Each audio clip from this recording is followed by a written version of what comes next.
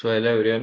हम फटाफट आज की इस वीडियो में निफ्टी, बैंक निफ्टी और कल की आरबीआई पॉलिसी और ऑप्शन डेटा एक्सपायरी सबका हम स्टॉक्स का फटाफट एनालिसिस कर लेते हैं। तो सबसे पहले हम आरबीआई की एमपीसी पॉलिसी पे आते हैं। तो आरबीआई की एमपीसी पॉलिसी कल है, जहां हमें रेट हाइक का फर्दर रेट हाइक कल कितना बेसिस हो सकता है और आगे का डायरेक्शन मिलेगा। तो जो आर्टिकल में बोल रहे हैं कि जो एक्सपर्ट बता रहे हैं, कल के आरबीआई की पॉलिसी में 0.25 बेसिस पॉइंट का रेट हाइक हो सकता है इन्फ्लेशन और इनसे इन्फ्लेशन को काउंटर करने के लिए। ठीक है।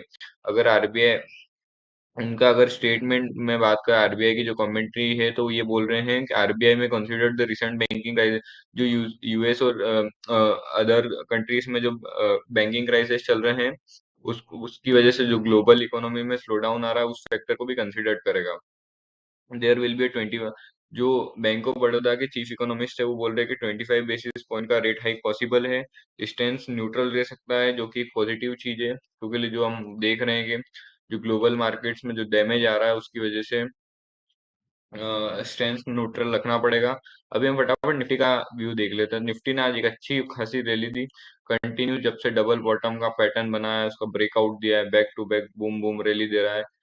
पॉजिटिव थिंग ये है कि FII back to back buy कर रहा है। आज के ट्रेडिंग सेशन में भी एफआईआई ने बाइंग करी है। ठीक है। अभी हम कल के लिए इंपॉर्टेंट लेवल देख लेते हैं फटाफट। अगर ये सजेस्ट कर रहा है गैप डाउन की, इनकेस कल गैप डाउन होता है, तो सबसे जो इम्पोर्टेंट लेवल रहेगा वो 17,450 का रहेगा। अगर वो हमारा फर्स्ट सपोर्ट रहेगा, वहां से बाउंस होने की पॉसिबिलिटीज है, अगर एफआईआई बायर रहने तो। नहीं तो सेकंड सपोर्ट, जो हमारा सेकंड सपोर्ट जो 17,350, ये 17,350 ये वाला जोन टेस्ट हो सकता है। ठीक है। सो ये दोनों जोन है। एफआईआई अगर बाइंग करते हैं तो हम फर्स्ट सपोर्ट से रिवर्स हो जाएंगे।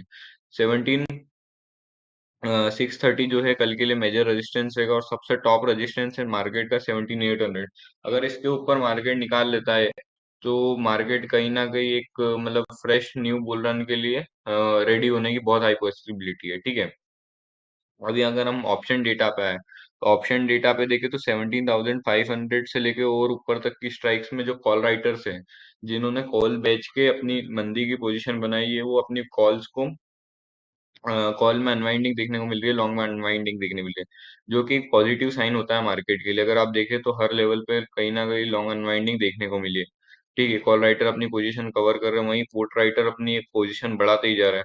आज का ओआई देखे 17,500 का, तो 2,39,000 का है, जो कि मतलब सजेस्ट कर रहा है कि ये इतने सारे पुट राइटर कॉन्फिडेंट है कि कल मार्केट की एक्सपायरी 17,500 के ऊपर पॉसिबल है। ठीक है। अभी हम बैंक निफ्टी का समझ लेते हैं फटाफट।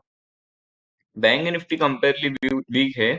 अगर हम चार्ट्स पे देखें तो जो कैंडल्स बन रही है बैंक निफ्टी की, एकदम वीक बन रही है। आज की भी देखोगे तो आप एक वीक कैंडल बनी है। हाँ। ठीक है।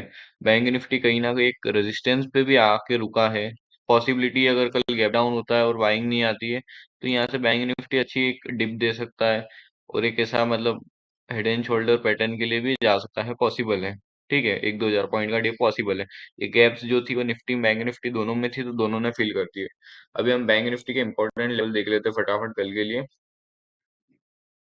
अगर हम बैंक निफ्टी के ये ओरिजेंटल लाइन ड्रॉ करें, सो 4600 एक अच्छा स्ट्रॉन्ग डिमांड जोन है बैंक निफ्टी के लिए, उसके नीचे 4200 है। कल की एक्सपायरी के लिए 4600 और 4200 ये दो level as a demand zone हमें देखने हैं। अगर हम सप्लाई जोन की बात करें, फर्स्ट जो सप्लाई जोन बन रहा है बैंक निफ्टी का, वो कहीं ना कहीं 40,350 का बन रहा है, और सेकंड जो इम्पोर्टेंट बन रहा है 40,700 का। सो दो लेवल बैंक निफ्टी के लिए देखना। बैंक निफ्टी कंपेरेटिवली वीकर, अगर आप शॉर्ट प्लान करें तो बैंक निफ्टी में करें, और लॉन्ग प्लान करें तो निफ्टी में करें। अगर चेंज होता है तो मैं आपको अपडेट कर दूंगा। ठीक है। अभी हम लॉन्ग शॉर्ट स्टॉक्स पे आ जाते हैं फटाफट हमारे।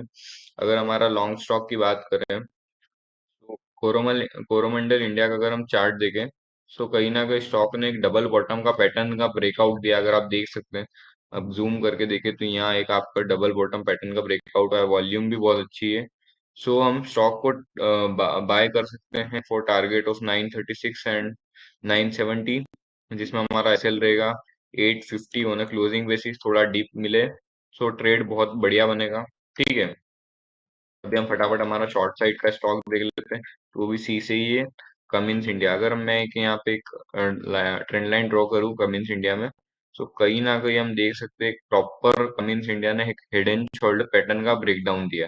ठीक है, अब पॉसिबिलिटी क्या है, पॉसिबिलिटी ये जो बड़ी सी गैप है उसको कमिंस इंडिया फिल कर देगा। सो हमारा पॉसिबल टारगेट है, सबसे पहला सपोर्ट ये 1500 का एक अच्छा सा सपोर्ट है 1500। अगर यहाँ से एक ट्रेंड लाइन ड्रॉ करे तो 1520 का जो हमारा फर्स्ट टारगेट है, 1470 का हमारा सेकंड टारगेट है, क्योंकि जो गैप है वो बहुत मैसिव थी, बहुत बड़ी गैप के साथ कमिंस इंडिया ने अप मूव दिया था। सो ये हमारे दोनों टारगेट है। स्टॉप लॉस भी थोड़ा सा बड़ा बनेगा 1605 का ऑन क्लोजिंग बेसिस। वीडियो अच्छी लगी हो तो चैनल को जरूर सब्सक्राइब करना, और मैं डिस्क्लेमर दे देता हूँ, मैं सभी रजिस्टर्ड रिसर्च एनालिस्ट नहीं हूँ। थैंक